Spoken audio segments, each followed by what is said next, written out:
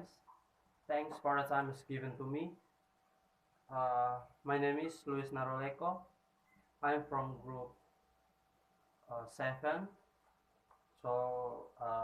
Today I want to present our material, and our material today is about discourse analysis and language teaching. Okay, so guys, in discourse analysis and language teaching, there are 5 points.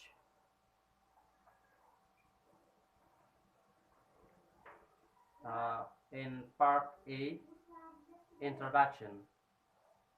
Introduction, the interface of discourse analysis and language teaching,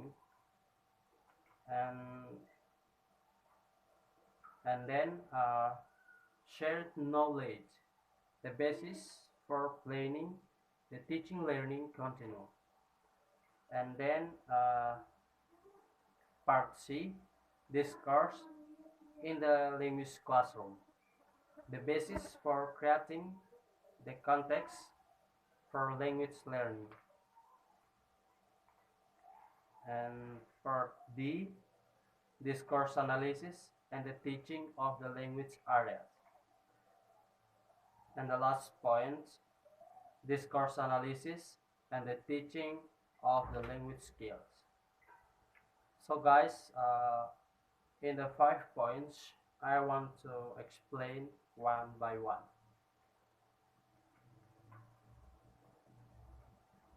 Okay, in part A, introduction, the interface of discourse analysis and language teaching. Communicative approach to language teaching has made people aware of the need to focus on communicative features of language use as an integral part of a teaching program. It is readily expected in the fact that language is taught as language for communication and language as communication.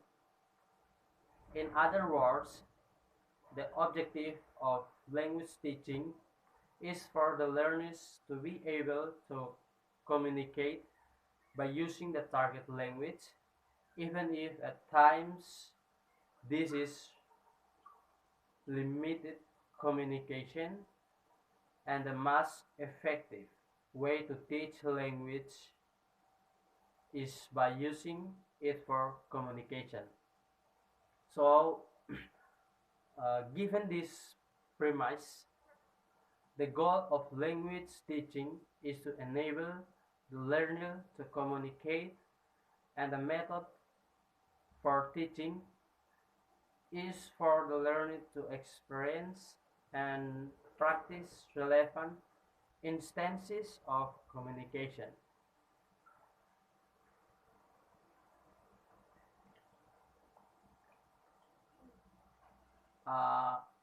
Discourse analysis and pragmatism. There are two related. They're two related in discourse analysis and pragmatism. The first is it represents intended meaning transmitted within context and is therefore concerned with sequential relationship in production. And the second is it explains the interpreted meaning resulting from linguistic processing and social interaction, all the while taking into account a variety of contextual factors at the receptive end. And then language teaching needs to focus on both. Language teaching, there are two strategies. The first is strategies of message construction to facilitate learner production of the communicative intent, and the second is strategies of interpretation in order to ensure some ability on the learner's part to process inferentially, or even if only approximately, the speaker's or writer's intent.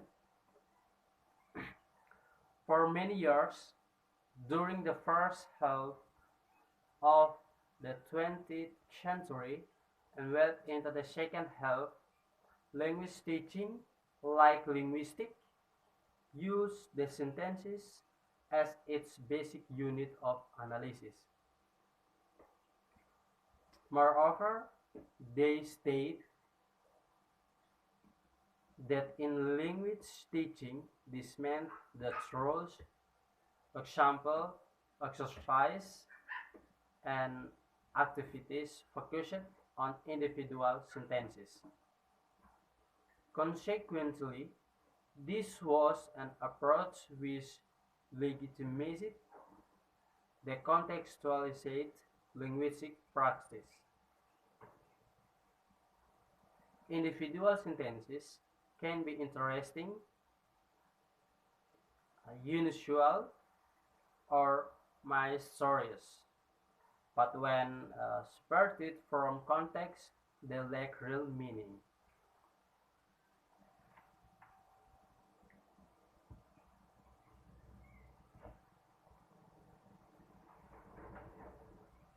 This ability seems to be quite transferable if the language classroom provides sufficient opportunities for using such strategies in the second language. As a result of the general extension of the communicate of the communicative approach, language learning and language teaching have had to fully incorporate communicative interaction into the curriculum. The fact that language users exhibit linguistic, cultural, and social identities in a real life interaction effect and teacher choice of simulated or specially designed classroom interaction which attempt to reiterate the main features of the real world even within the language classroom.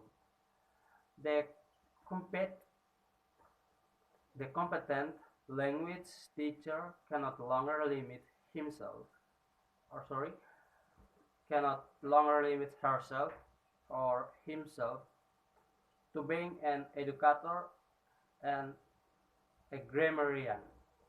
To a certain extent, she or he also has to be a sociolinguistic, aware of and interested in various aspects of discourse analysis.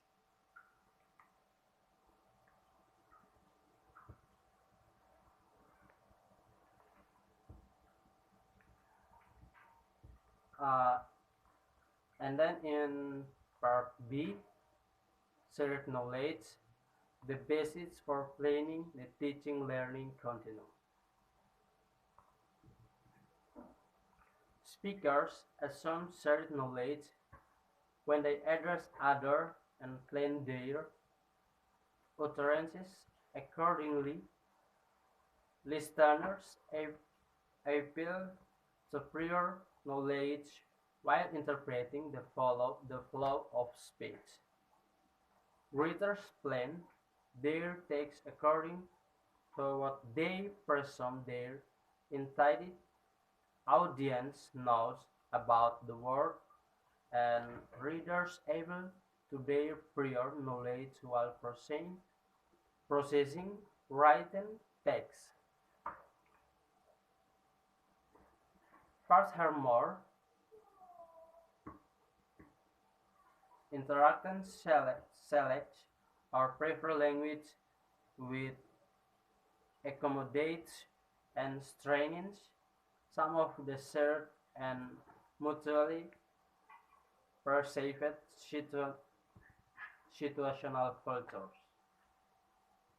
When shared knowledge or the perceptions of the other participants is misjudged in the interaction, it is potential run the risk for creating instances of minor or serious miscommunication. This can happen among speakers of the same language and within the same uh, social culture setting, but it occurs much more frequently across linguistic and cultural barriers. Shared knowledge must therefore include both general knowledge of the world and social-cultural knowledge related to the target speech community whose language the learner is trying to acquire.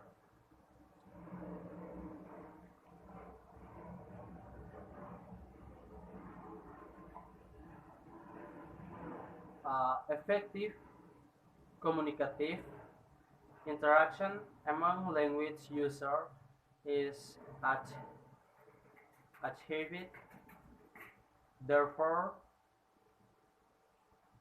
when there is a basic sharing of prior context and discourse knowledge between the producers and the interpreters of the text, there needs to be a matching of three types of background knowledge: prior factual or cultural knowledge, prior work or life experience, and prior familiarity with the relevant discourse community. For spoken language, the interlocutors need to be familiar with social cultural convention and interaction management, and of consider considerations of politeness, norms of turn taking, uh, convention, and of forms of address are important for maintaining social harmony and for personal negotiation. For written language, writers and readers need to share writing convention, familiarity, familiarity with genre types, and rhetorical tradition.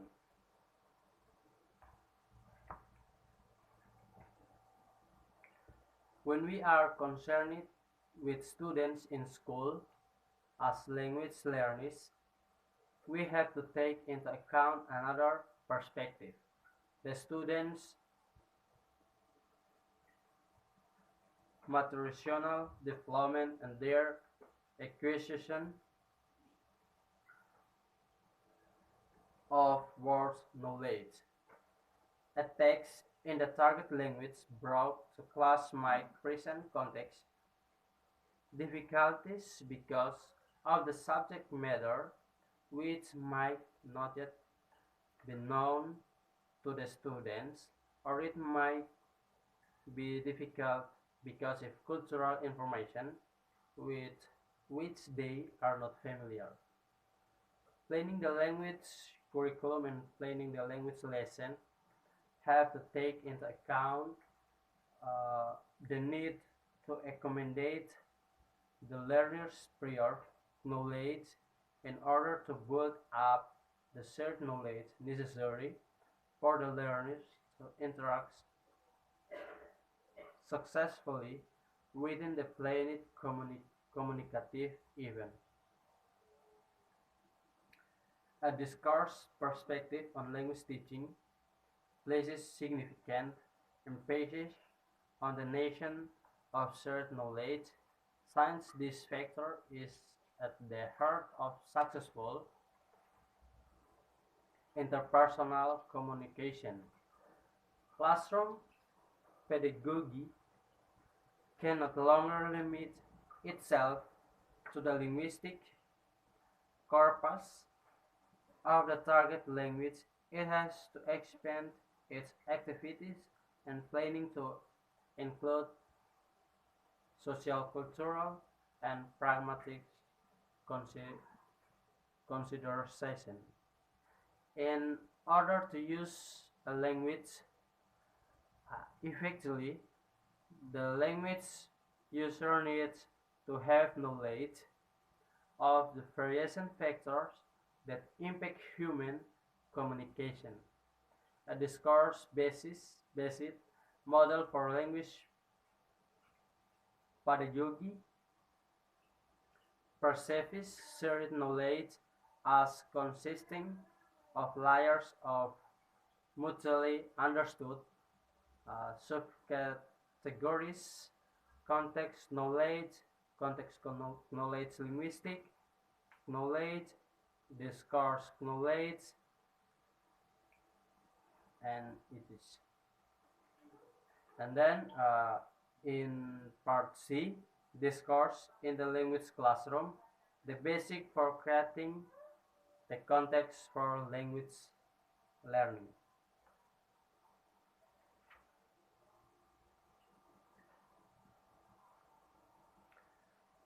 This is quite common in a foreign language class for the students and the teacher to share the understanding that communication will take place in the target language, even though the teacher and the students could communicate more effectively in their first language.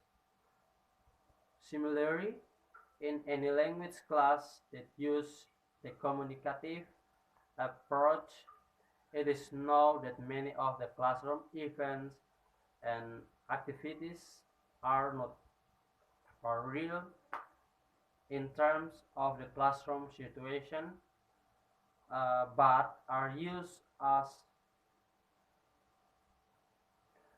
representations or real situations in the world outside the classroom.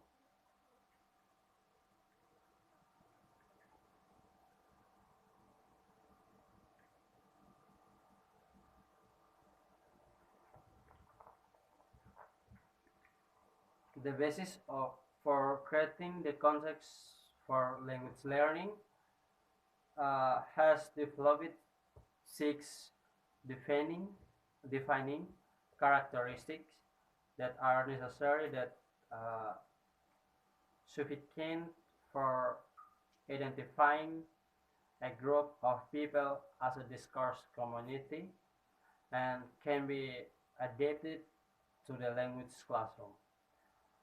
The first, a discourse community has a broadly agreed set of common public goals. The public goal of a language classroom is quite obvious: to promote the students' acquisition of the target language as a group and as individuals in as effective, light, Holstein, and uh, Marine, Chelsea, Murcia manner as possible. Sometimes certain classes will have other specific goals for particular periods of time, but those specific objectives will usually fall within the more global goal of acquiring the language. And then the second, a discourse community has mechanisms of intercommunication among its members. Any classroom, the language classroom included, has well recognized mechanisms for intercommunication.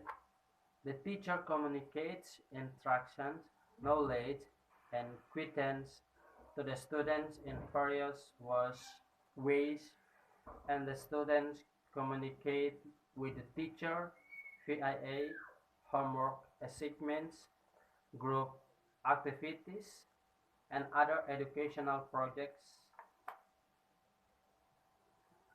The students also communicate with one another within the classroom context.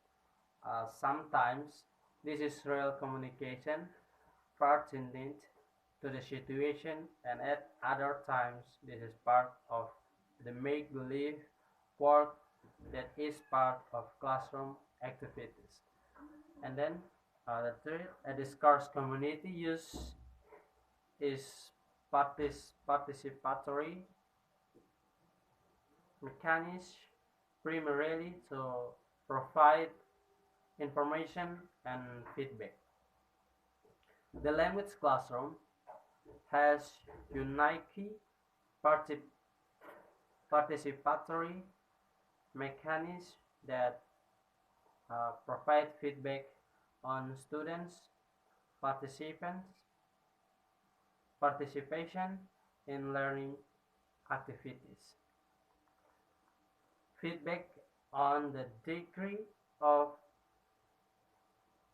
approximation of their language performance of the target information to prepare them for subsequent work.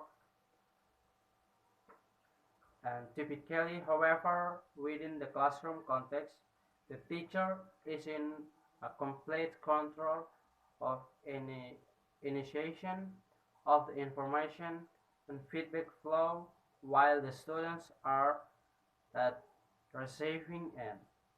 In more modern educational context, the students can also become initiators of the information and feedback flow. And then the four, a discourse community utilizes and hints processes one or more genres in the communicative furtherances of its aims. According to Bethia, its genre is an instance of a successful achievement of a specific communicative purpose using conventionalized knowledge or linguistic and discourse resources. The language classroom has definitely developed and continues to develop expectation for discourse that are compatible with its goals and with the type of activities that go on in the classroom. The instruction and guidance that teachers direct at their students take on a genre that the students recognize.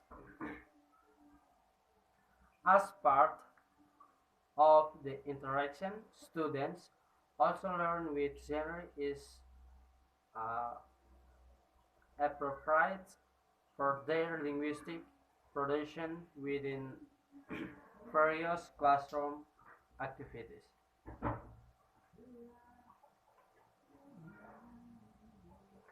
And and then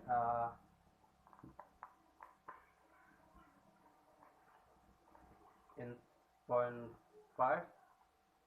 In addition to owning genres, a discourse community has acquired some specific classes. Again, this uh, requirement fits the classroom context quite well. School language has its specific classes. Language learning has its specific classes, and a particular classroom may have some of its own lectures. Any teacher, but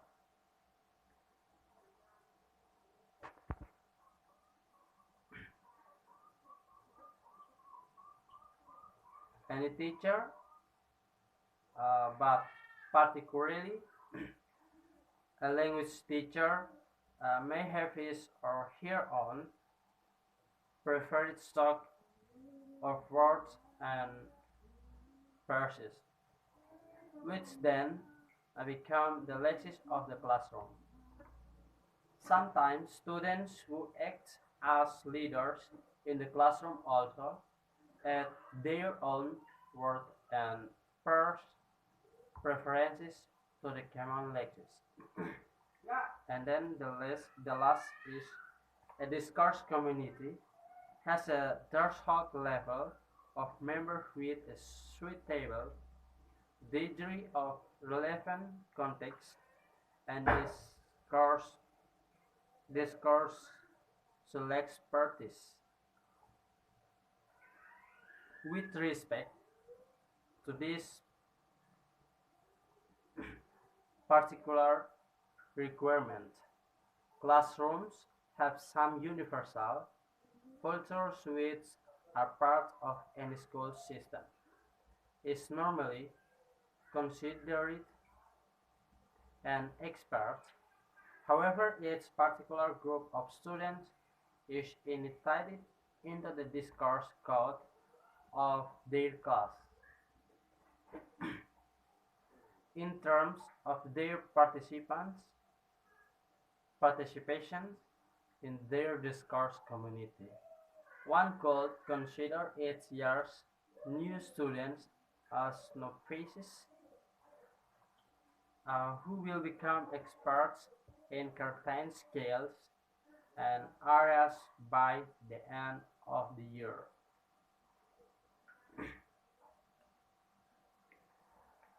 And in part D, next in the part D, discourse analysis and the teaching of the language areas.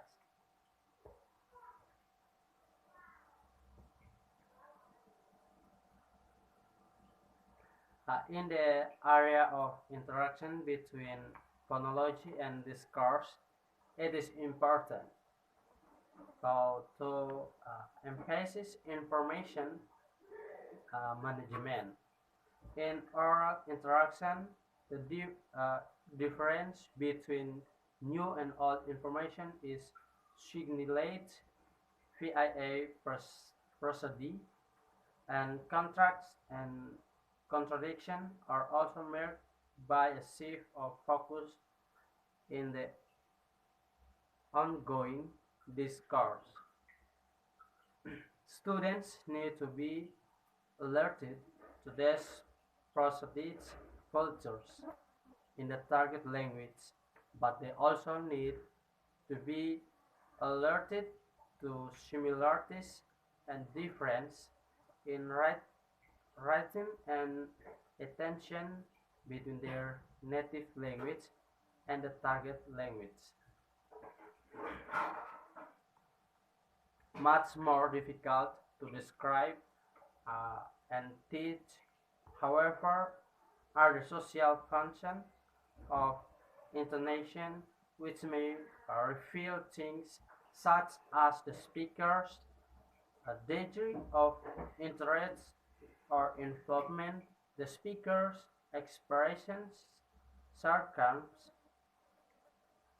without a doubt, the discourse analysis of oral interactions is highly relevant to teaching of pronunciation in a communicative classroom.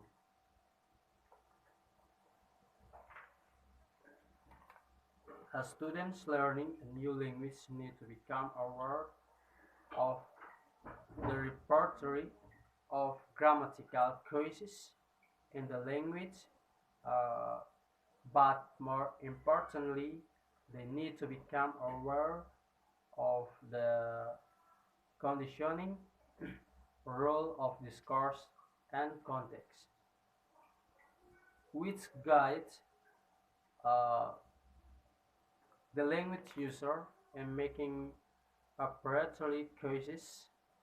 It is the context-dependent, pragmatic rules of grammar that play an important role in a discourse approach to grammar. So, in English, such grammatical choices as passive versus active voice, sentential possession of adverbs, tense aspect, modality, sequences, and article use, among others, are context dependent.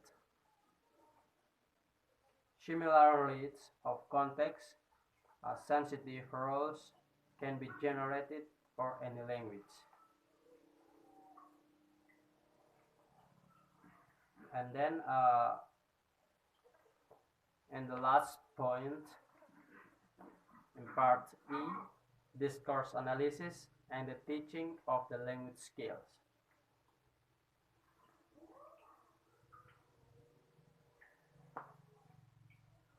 When language is used for communication, it is fitted with two major types of processes: transmitting ideas and attention to an already, or interpreting and understanding the text or message produced by an interlocutor.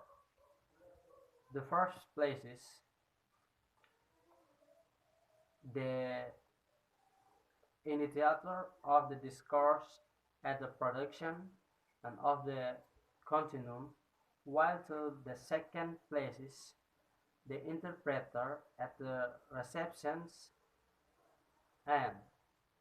When producing discourse, we combine discourse knowledge with strategies of speaking or writing while utilizing audience-relevant contextual support. So guys, when interpreting discourse, we combine discourse knowledge with strategies of listening or reading while relying on prior knowledge as well as on assessment of the context at hand. The language skills can be grouped in two different ways. We can talk about productive versus receptive, receptive skills, or we can talk about the skills which refer to spoken language versus those that refer to written language. Uh, for productive skills, learners need to develop effective communication strategies based on either oral or written production. For receptive skills, learners need to develop interpretation skills related to either listening to or reading a text. Yet for each skill, the language user requires unique strategies. For interactive listening, for instance, language learners need to develop strategies and routinize the elicit clarification, precision, and elaborations from the speakers in order to facilitate the comprehension process when she or he is having interpretation difficulties. It seems, therefore, that when using the spoken language in a face-to-face exchange, it is necessary to resort to a variety of compensatory skills to overcome lack of language resources. Since the nature of oral exchange is such that immediate remedies have to be found in order to maintain the, the flow of speech.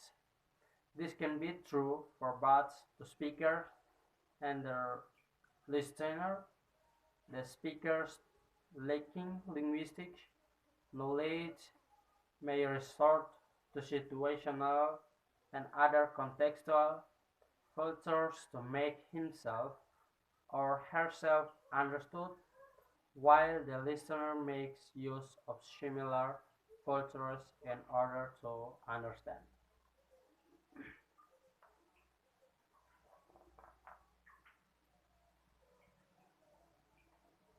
Uh, okay, guys, so it is our present. So I want to say thank you.